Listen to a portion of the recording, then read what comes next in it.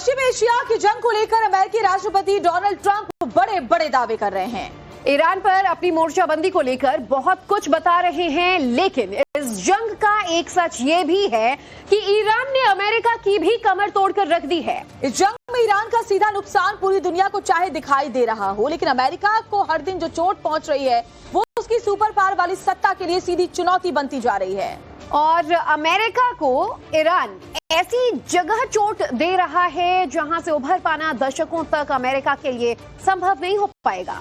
एक तरफ middle east में अमेरिकी वर्चस्व को सीधी चुनौती है, इसके लिए ईरान अपने पड़ोसी खाड़ी देशों में बने अमेरिकी बेस को टारगेट कर रहा है। तो वहीं उसके निशाने पर अमेरिका के वो अड्डे भी हैं जहां सैन्य साजो सामान के साथ परमाणु हथियार तक रखा हुआ है। ईरान इस रणनीति को तीन तरीके से देखे काम में ला रहा है। एक तरफ तो अमेरिकी सत्ता को सीधी चुनौती दे रहा है, दूसरी तरफ आर्थिक मोर्चे पर अमेरिका को नुकसान पहुंचा रहा है, और तीसरा टारगेट कूटनीतिक रणनीति का है। ईरानी मार से मिडिल ईस्ट में अमेरिकी ताकत लगातार कमजोर पड़ती जा रही है। ऐसे में अमेरिका इस जंग को जल्द खत्म करना चाहता है, लेकिन ईरान अगले 10 साल तक अमेरिका से लड़ाई की तैयारी का दावा कर रहा है।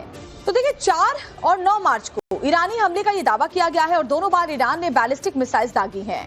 और ईरान सीरिया पार कर मिसाइल तुर्की तक पहुंची। वहीं नाटो के एयर डिफेंस ने दोनों मिसाइलों को रोक दिया। 4 मार्च को मिसाइल का मलबा हाटे प्रांत में गिरा और इंसिलिक हवाई अड्डे के पास इसको बरामद किया गया। तो वहीं मिसाइल का जो मलबा है 9 मार्च को अमेरिकी वॉरशिप ने फिलहाल मिसाइल को यहां रोका। वहीं दूसरी मिसाइल जो है इंटरसेप्शन से निकलकर इसे भी वक्त रहते गिरा दिया गया। तो इंटरसेप्शन से निकला जो मलबा था वो गाजियानटेप में गिरा था और इंसिलिक तुर्की का देखिए अहम हवाई अड्डा है और इसी के पास ये हमला हुआ था। अमेरिकी सेना के हथियारों का अहम बेस इसे माना जाता है। इस बेस पर अमेरिकी परमाणु हथियार होने का दावा किया जाता है। करीब 50 परमाणु बम रखे होने का दावा भी किया जाता है। तो B-61 12 परमाणु गुरुत्वाकर्षण बम यहाँ पर रखे होने का दावा है। और ऐसे में ये परमाणु बम जो हैं वो WS-3 तिजोरियों में बताया जा रहा है रखे गए हैं। वो पॉजिटिव एक्शन लिंक यानी कि PAL कोड से सुरक्षित हैं। नाटो का अहम ऑपरेशनल सेंटर इसे माना जाता है। तो जरा सोचिए कि ईरान किस तरीके से टारगेटेड अटैक कर रहा है। अमेरिका ईरान जंग से जुड़ी एक और बड़ी खबर की पेंटागन ने मांगी है $50 अरब की मदद जंग के लिए। बड़ी खबर, अमेरिका ने ईरान संघर्ष में वर्षों से जमा महत्वपूर्ण गोला बारूद खत्म कर दिया। ऐसी खबरें आ रही है। वाकई अमेरिका पर भारी पड़ रही है। इसे लेकर अब कई तरीके के सवाल भी उठ रहे हैं। कैसे ईरान इसमें अब बढ़त बना रहा है, चलिए आपको समझाते हैं। दरअसल ईरान की ड्रोन तकनीक कहा जा रहा है कि अमेरिका पर भारी पड़ती नजर आ रही है। जो इसका शाहिद 136 ड्रोन है, इससे युद्ध की रणनीति ही बदल गई। तो वहीं UAE और बहरीन में शाहिद 136 से कई हमले बैक टू बैक ईरान की तरफ से किए गए। 3 अहम डेटा सेंटर जो हैं वो ईरानी ड्रोन ने तबाह कर दिए और स्ट्रेट ऑफ हॉर्मुज में 17 पनडुब्बियों को केवल इस ड्रोन ने अकेले नष्ट कर दिया।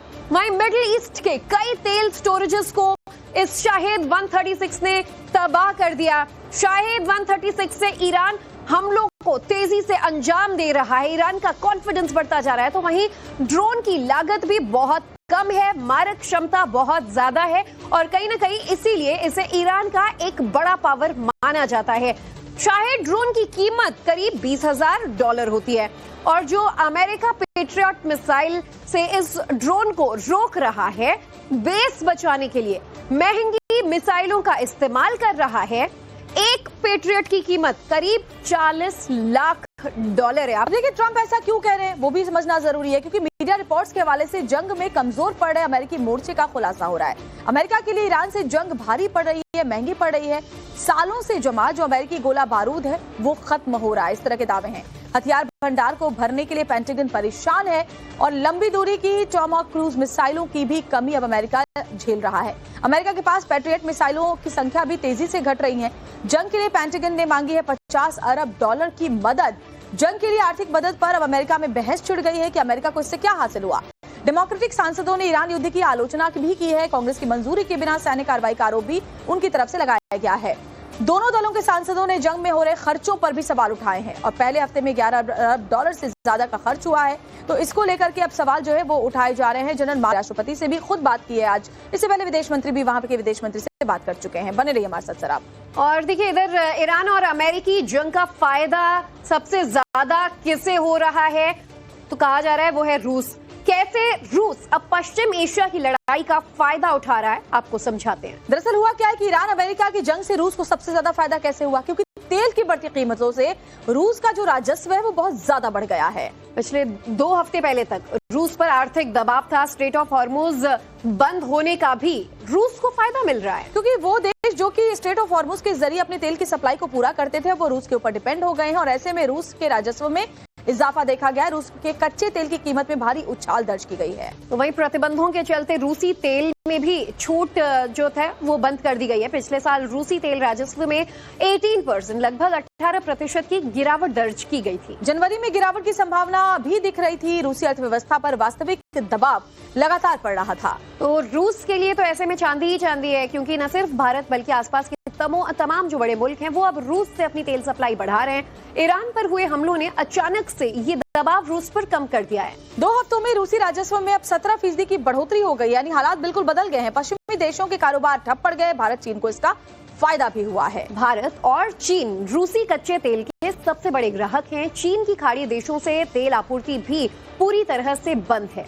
जरूरत का 50% तेल चीन खाड़ी देशों से लेता था। चीन की तेल जरूरतें अब पूरी तरह से रूस पर निर्भर हो चली हैं।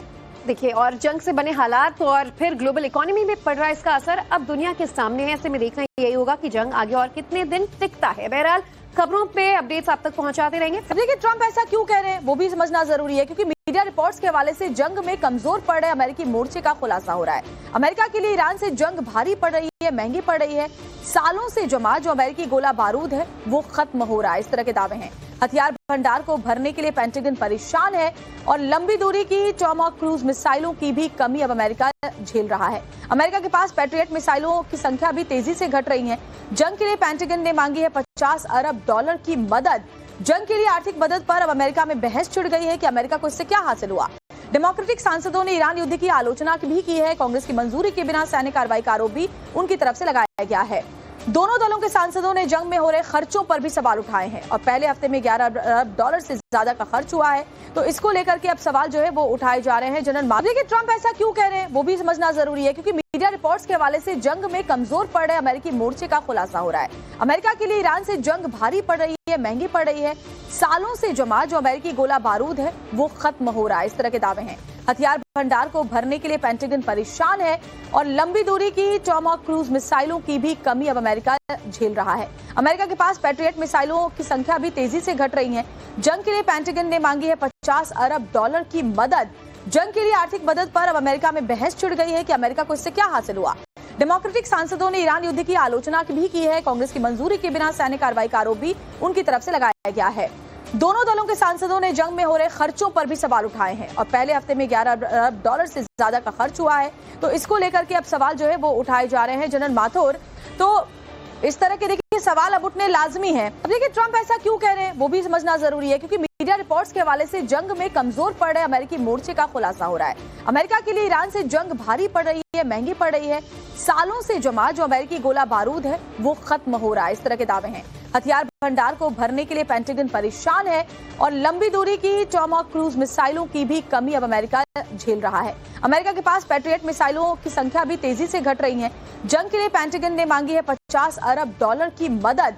जंग के लिए आर्थिक मदद पर अब अमेरिका में बहस छिड़ गई है कि अमेरिका को इससे क्या हासिल हुआ। डेमोक्रेटिक सांसदों ने ईरान युद्ध की आलोचना भी की है। कांग्रेस की मंजूरी के बिना सैन्य कार्रवाई का आरोप भी उनकी तरफ से लगाया गया है। दोनों दलों के सांसदों ने जंग में हो रहे खर्चों पर भी सवाल उठाए हैं और पहले हफ्ते में $11 अरब से ज्यादा का खर्च हुआ है। तो इसको लेकर के अब सवाल जो है वो उठाए जा रहे हैं। जनरल